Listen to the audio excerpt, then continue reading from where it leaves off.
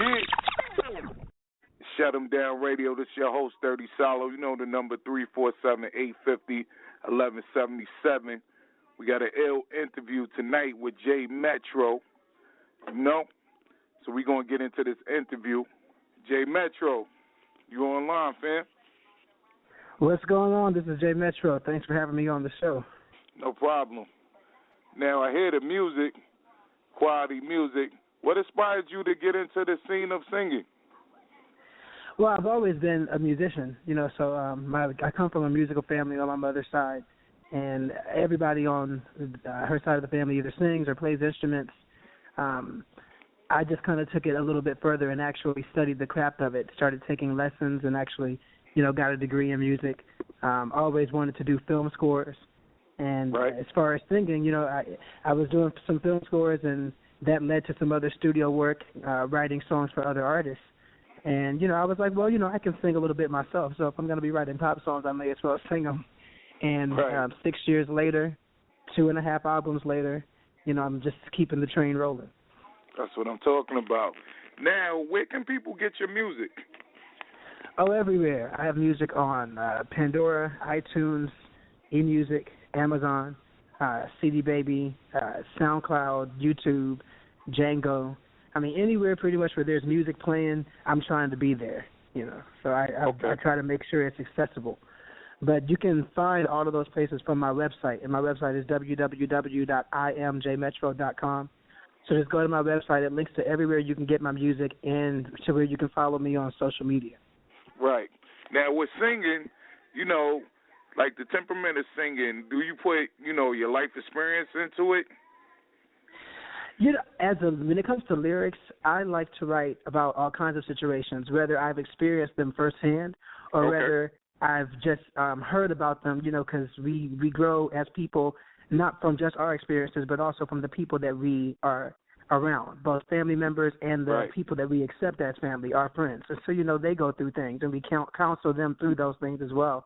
And when we all think about it, both either from direct person or from another person we experience or are exposed to a lot. So I draw on all of that to try to come up with lyrics that I know people will and somehow find a moment in their life that they can relate to it and say, okay, this happened to me then. So I know what he's talking about here. Right. So your studio regimen, do you prefer in-house producers or anybody send you music, or do you like composing your songs in the studio? Both. Okay. I love music all the way around. My actual music degree is in composition and theory. So I write music all of the time. But, with me, when I write something, it has a very specific sound. There's certain musical elements that I love, so they always show up in my music. So I like to hear things from other producers and just kind of see how I can add my own element to something else. People send me tracks all the time, and if I'm feeling it, if I listen to it and I feel the music, I'll go and record lyrics to it. I'll write it out and go record something. I actually thought about doing an entire project where all I did was lyrics, because I do like to write lyrics. I'm a spoken word poet.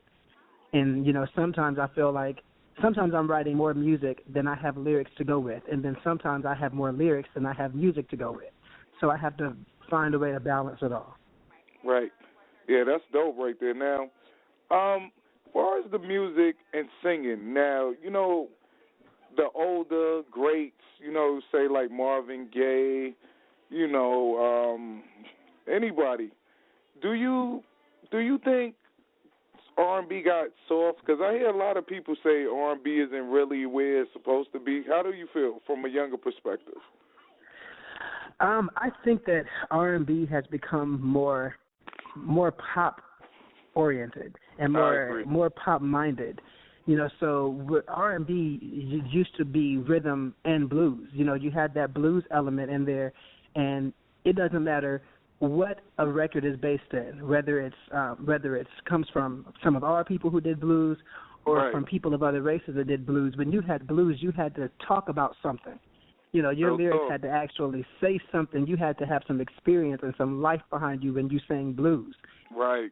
So R&B was supposed to be rhythm and blues. And when it first started out, that's what was happening. In the early 90s when the R&B movement took over and was huge, those people, Whitney and the Jacksons and both Michael and Janet and Luther, Teddy, all them people, they were singing about real stuff. It was blues set to rhythm. Nowadays it's pop set to rhythm under the name of R&B.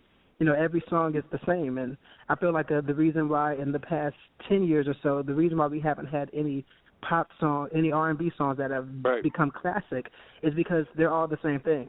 So a song will come out and it'll be and it'll have an R&B feel, but the lyrics will just be, I went to the club, I met a girl, I bought her a drink, I took her home. Exactly. Okay, great. Your song is hot for 3 months until a different song comes out with a different beat that says, I went to the club, I met a girl, I bought her a drink, I took her home.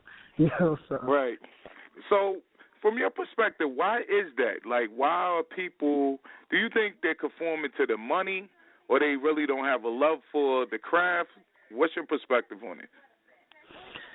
I don't know. I think that the music industry is more focused on trying to put something out that people will buy, than trying to put something out that people feel.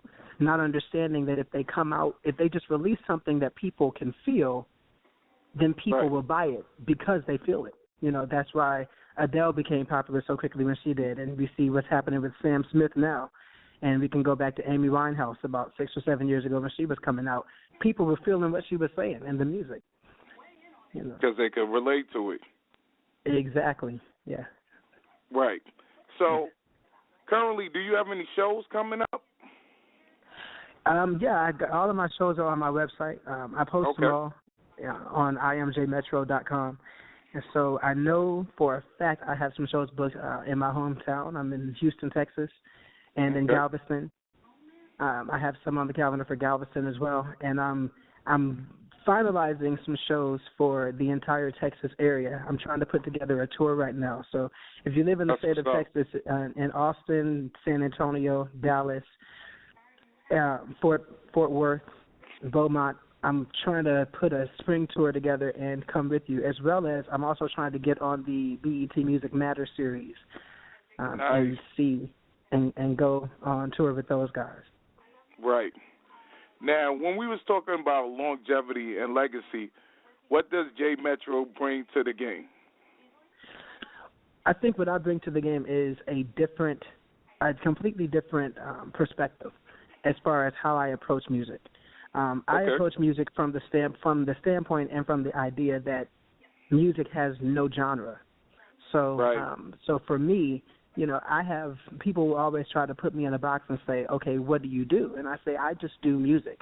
If you like rock music, I have rock songs, that I've released that have been on the Billboard charts. If you like soul music, I have soul songs. If you like pop music, I have pop music. It's just different. So I think I'll be able to keep people on their toes because when they say new song coming on the radio by J Metro, you honestly don't know what it's going to sound like until you hear it. That's what's up. Now, since you said that, a lot of people, they allegedly say, their music get leaked. So you're pretty much, until the finished product is out, you're not even going to give a snippet or anything like that. Oh, no, I don't. I release everything as soon as it comes out. I respect that. And I think it's easy for me. I think it's easy for me to do that because I keep everything, I keep my team very small.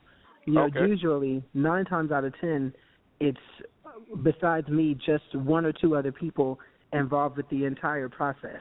If I decide to sing to someone else's track, then that's one person. If not, I'm doing all the music on my own. I have one outside studio that I go to that I've always gone to from the beginning, where I record my vocals, and then I bring those vocals back to my home studio and rearrange them myself. So even there, if they try to leak something, I'll know it came from them because when I put it out, it sounded different. And then I have one person that does my engineering. After I get my premix done, I send it to them, and then I have one person that does my mastering. So I think that because I keep my actual musical team very small and close, I haven't had a problem before with leaking. But it also might be it's a combination, I think, of 2 things. I think one, some of the people that have been at the game at a higher level than I've yet been able to achieve, they're working with a lot more people, so it's harder to track down a leak. And then also, if you have 10 million fans and somebody knows that they can make a little bit of money off of leaking your stuff, right? Then that's probably going to happen to you. I can't imagine all the confidentiality clauses that Beyonce or Usher or somebody who's already at that type of level has to sign just to try to keep their music from coming out. So for me, I haven't had that issue yet, but it's a challenge that I very much look forward to potentially having to have. Okay. So now, are you independent or you're indie? I'm an independent. Yeah, I messed up. Are you signed or independent? I have my own independent label that I release everything through called More Productions. Okay. And I've released 2.5 albums on my own label with 6 Billboard charting singles throughout those albums. My latest single is actually being released through the Sony Music Distribution Network, and I believe that's the one we're going to play tonight, Bodyguard. Right. Now that track, major labels, like we were kind of saying before, they want something that's presentable, that's packageable.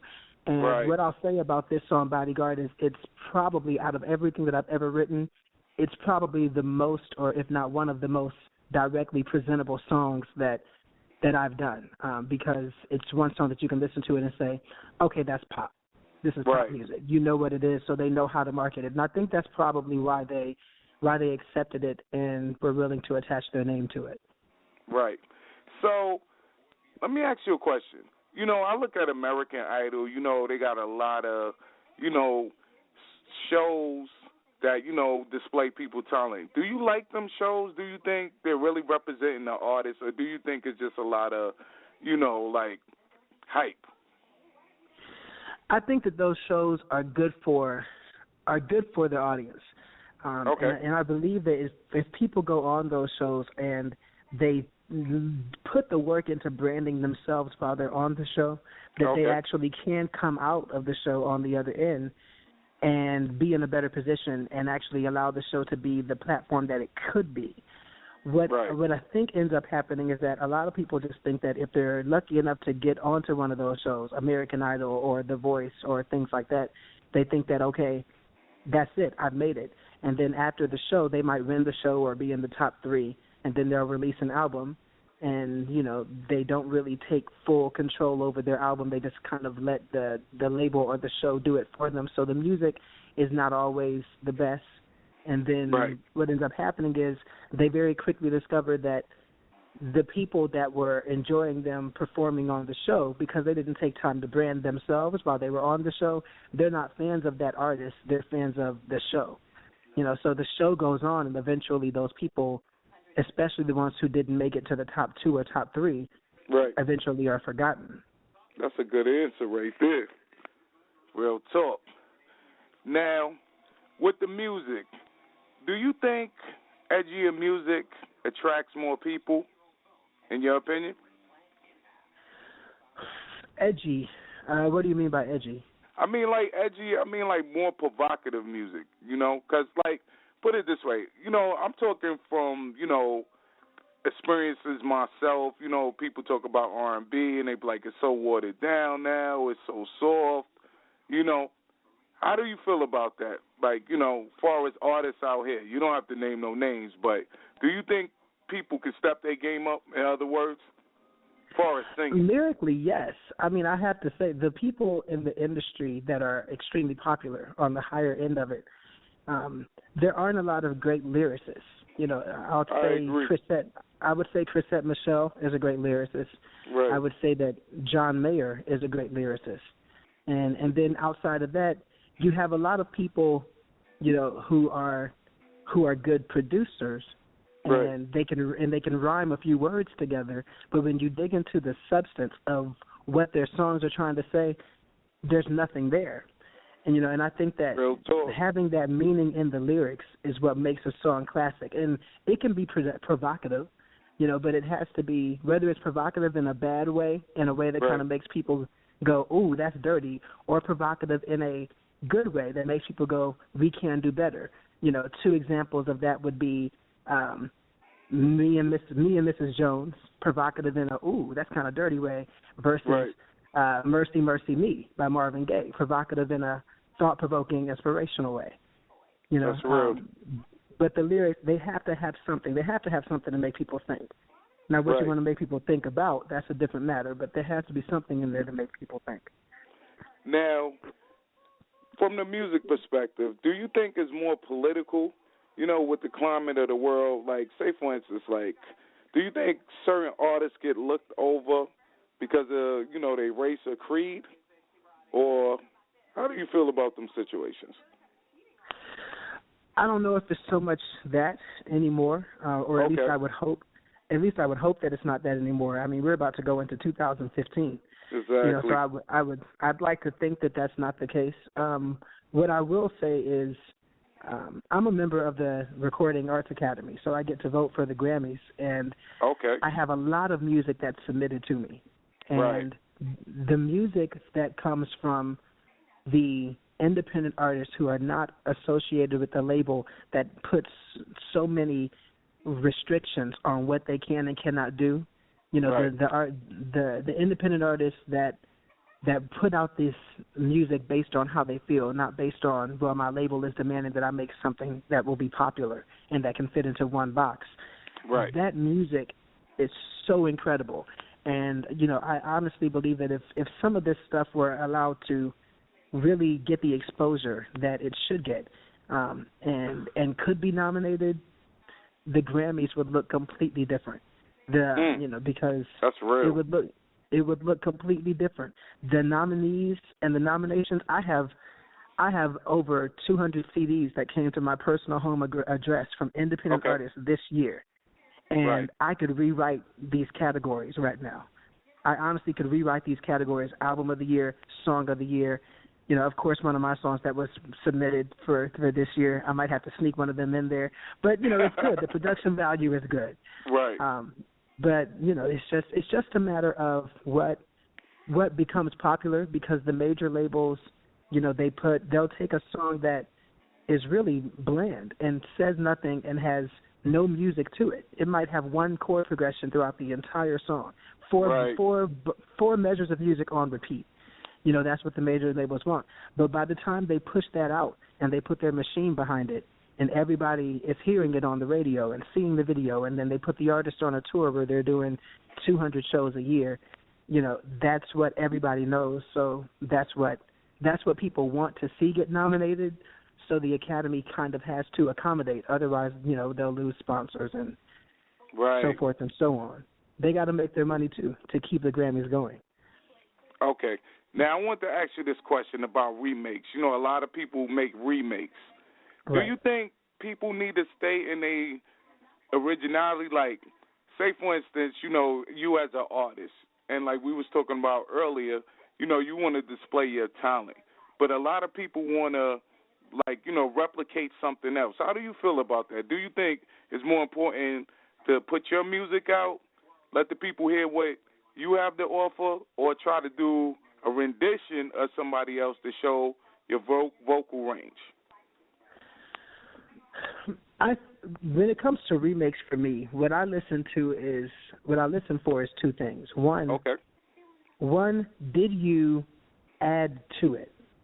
Right. And then two, did you add yourself to it? Okay. So so for example, I'll hear the latest remix or remake that everybody's been playing for the past 6-7 months, the Nicki Minaj Anaconda song.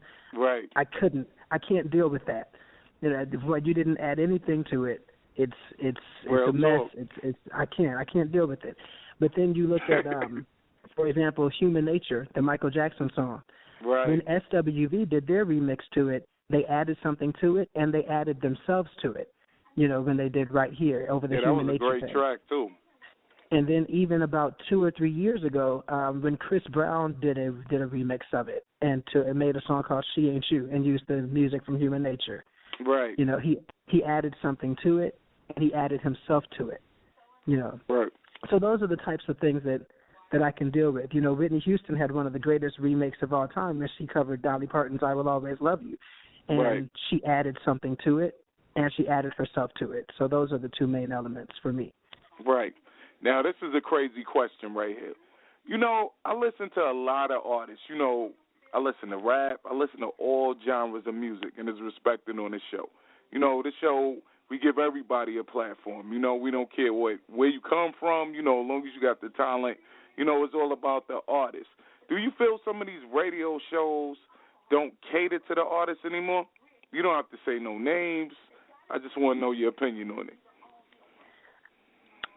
I would say, you know, internet radio stations and blog talk radio stations, I believe, do a really good job of helping to expose independent artists. Now, you know, I'm having a personal issue myself, right? And I know it's probably not right for me to say something like this on a public medium, but you know, they're not showing me any love, so I don't have to show them any love either. I'm from Houston, Texas. Okay. Houston, Texas, right here. Radio 1 in Houston, Texas, is blocking my music and will not play my music. Wow. The latest song, Bodyguard, they went as far as to tell my representative from Sony that they're going to add the song to the playlist, and all we have to do is get people to call in and request it. I had people calling up to their stations, both 97.9 The Box, that's supposed to be the big hip-hop one, and 102.1, and the DJs were straight up telling people reporting back to me, the DJs were telling them, we can't play that song. So I called the station myself, and the guy straight up said, we can't play that song. No explanation, no nothing. They've been blocking it, and they're acting like, they try to act like they don't know who J Metro is at all. When I'm from Houston, I do shows in Houston. I do shows in Houston all the time. The past 4 years, I've been at the biggest places in Houston, opening up for all the major acts that come through here. I've been at the Arena Theater and Warehouse Live. They've had trucks out there. I've taken pictures with all their DJs. I opened up for the Men of Soul Tour. I opened up for Faith Evans, Brian McKnight, John B., Bruno Mars, Alan Stone, anybody that came through Houston. I'm at these major venues opening up for them. And you remember when I said earlier that I had 6 Billboard charting singles? Right. 2 of those singles, one was released in 2011, and the other one was released in 2013, so just summer of last year. 2 of those singles, they actually played on their radio station. Wow, and they didn't acknowledge you? That's crazy. That's wild. And it won't acknowledge me. Yes, it's completely, I like to call it bass backwards, you know, so I can try to keep it PG. Right there. We keep it real on this show, man. This is bullshit, man. You know what I mean? You know. Now, let me ask you a question. Now, we know you're talented, you know? So do you think people try to suppress your music? You know, like, say, for instance, you know, you're a threat, you know, with the music. You know what I'm saying? So a lot of DJs are like, nah, we going to try to suppress this one. You know what I'm saying? How do you feel about that? I don't think that DJs do that. I mean, I don't know if they do. I really don't know the inner workings of how DJs operate. Nah, they work like some of them do. But I do know, I mean, as far as club DJs go, but as far as club DJs go, I would think that, you know, they're just being hired by a venue to play what's popular, what's already been spoon-fed to the masses. So I think that with that, if I just continue to work and try to keep spreading the news and increasing the fire and the noise, that eventually, you know, I won't have to beg them to play it. They'll just support it because it'll be what's popular. Right. Now, speaking of that, we're about to get into your track. This is J Metro, and this is Bodyguard.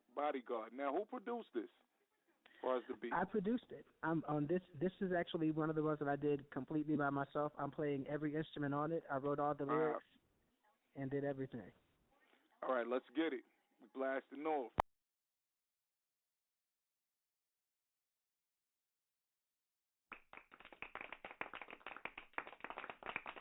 Rocking out with J Metro. Yeah, I'm definitely feeling the vibe on that track right there. Oh, thank you. I'm glad you enjoyed it. Yeah, it's definitely hot. Now, do you do collabos with other artists? Have you did collabos with other artists? Actually, yes. On my, as far as collaborations, I don't have a lot of songs that I've done where I've actually have someone else vocally on the track, and that's mainly because, you know, I like I have a musical idea and I want to get it out quickly. So it's difficult to try to corral people and get them in the studio. And oftentimes I'll lay my part down and then the other part will just never get finished because by the time someone else finally gets around to it, I've, kind of moved on from it. I probably have about 30 tracks just sitting around half done that are just waiting on people who were supposed to have put a verse on them. But I do have, there was a single that I released that's not a part of any of my albums. That's actually on iTunes. It's one of my favorite tracks I did with 2 local independent rappers here from Houston called One Subject, One Microphone. And that song is really, really hot. And then there was actually one of my 6 Billboard charting singles, a song called Alcoholic Logic, was a duet that I did with a female local singer from Houston by the name of Crystal Austin.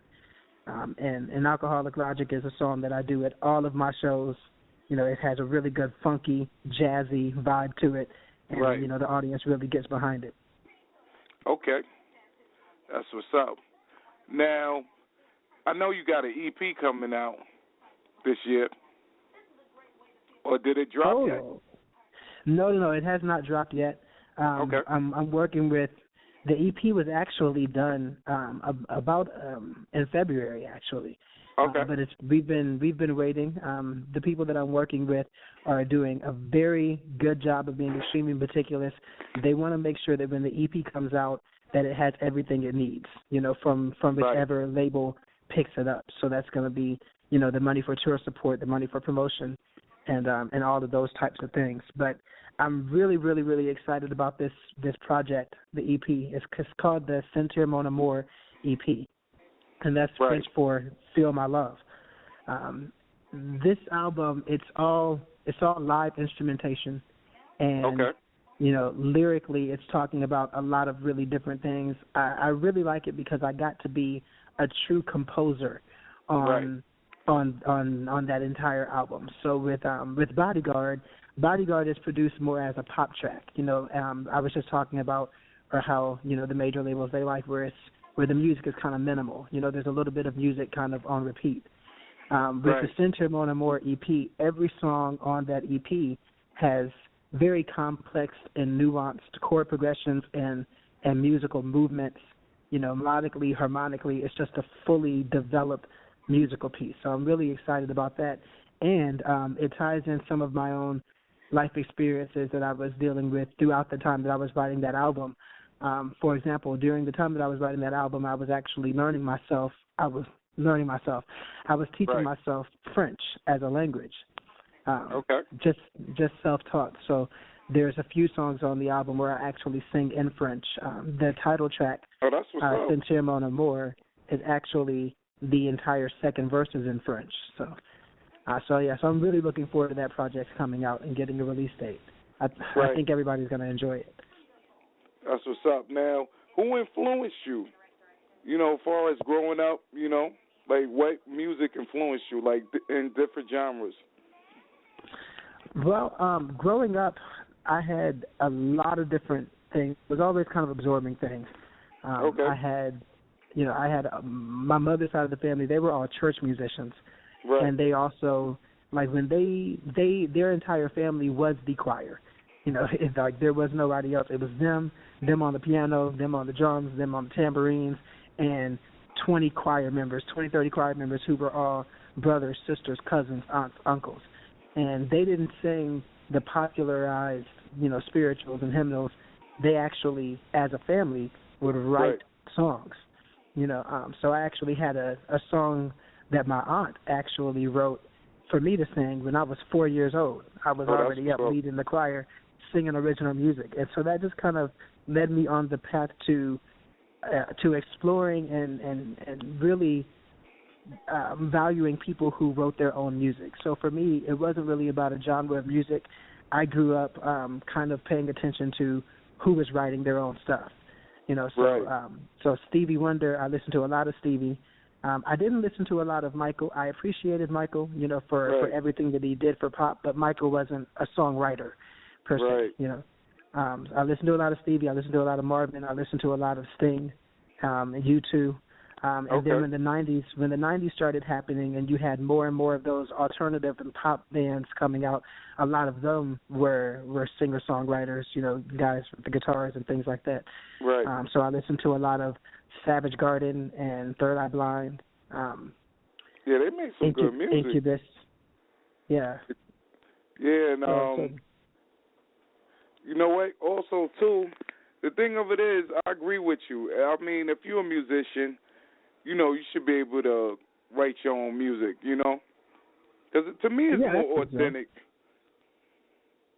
Right.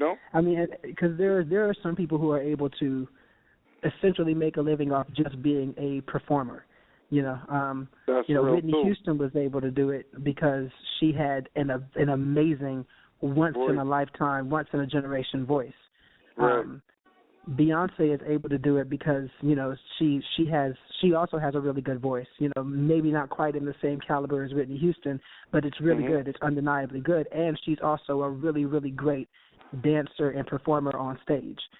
So some people are able to do it, but ultimately, I do think that if you're going to, for the most part, if you're going to be a musician, you should be able to give your own expression and be able to write and perform and deliver your own voice. I agree with you. Now, the early 80s, early 90s, there was a lot of R&B groups. How do you feel about that? Like, would you ever want to be in a group, or you rather be a solo artist? Which one you prefer? I don't know. I never really thought about it because I've always sort of been solo ever since I started into the endeavor that is pop music when I switched over from working towards being a film score composer. And I know with groups, the one thing that I've noticed with every single group is that eventually the group is no longer a group. So I don't know. I don't know if that's human nature, because the only ones that have actually stayed together forever is the ones who were all family members, and that's just because they have to deal with each other because they're family. That's real. And even Michael left the Jacksons. The Osmond brothers. Right. Yeah, it seemed like, my opinion, like the older guys or, females, they usually stuck together, but like the new age artists, they don't stick together. I think it's politics and money. That's what it boils down to, Well, not only that, I think also generation after generation, and especially in America, we lose the sense of community. Every generation, it becomes more and more about, themselves and being independent, and I don't need anybody. And I don't know why that happens here, but you see it more and more and more. And then when you go overseas, you see villages and tribes and communities of people. That whole mentality almost is not there at all. There almost is no me or I, because those are things that are looked down upon. Everything is community. Everything is we.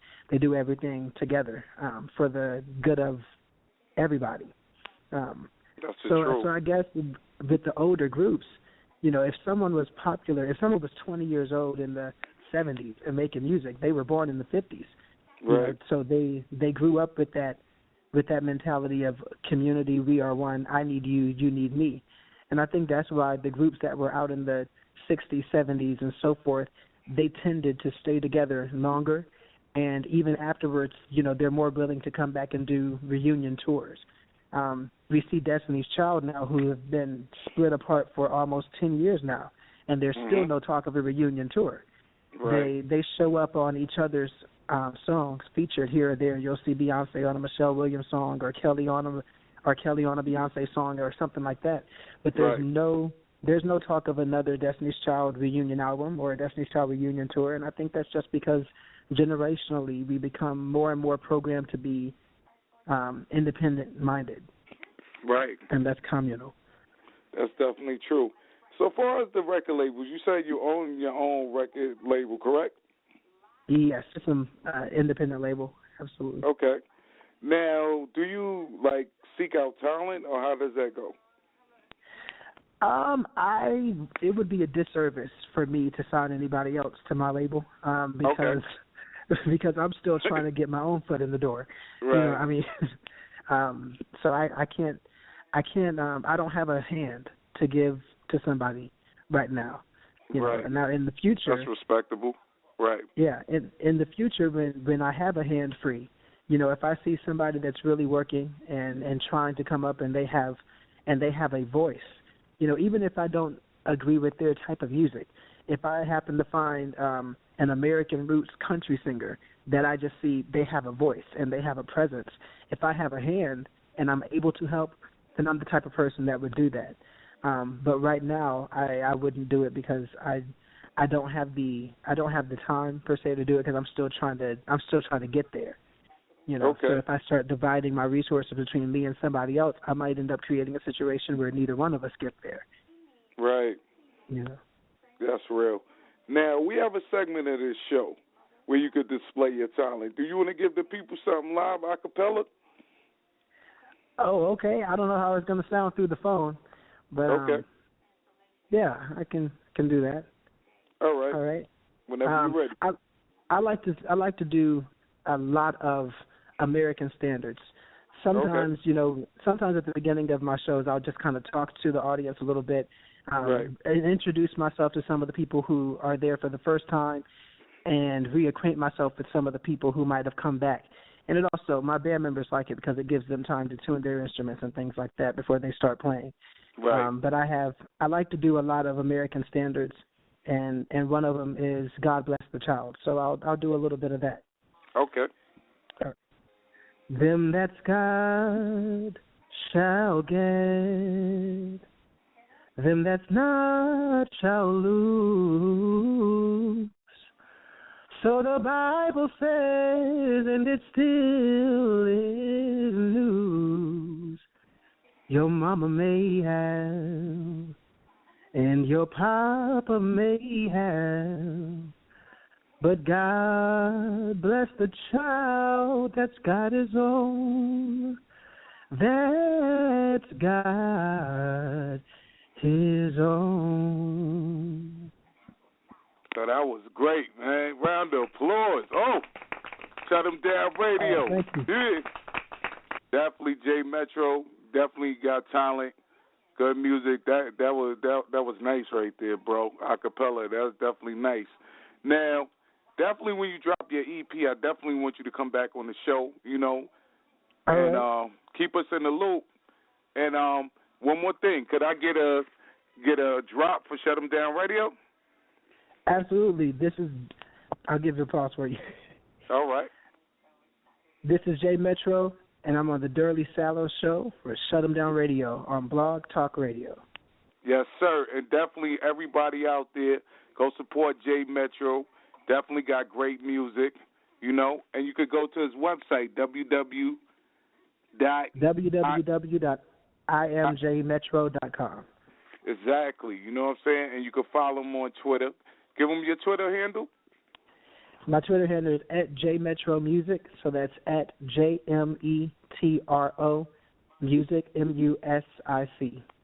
And definitely we're going to have your music in rotation. Also, I'm putting out an R&B mixtape, so I'm definitely I'm going to hit you up, man. You know, you want to send something to me, definitely put that on there, you know, because we put out mixtapes. Oh, the blessings too. keep coming. Hallelujah. Yeah, exactly. You know, so definitely, man, it was a pleasure, man. Great interview, bro. Thank you so much, and thank you for having me on the show. No problem, man. And shout out to Spaced Out Magazine, you know, Ruben Woods, definitely. And, yeah, man, Shut 'Em Down Radio. You know what? For the people, we're going to go out with that song one more time. Let's line that song up again. You know what I'm saying? And definitely support the artists. That's what we do on Shut 'Em Down Radio. J Metro, Bodyguard, man.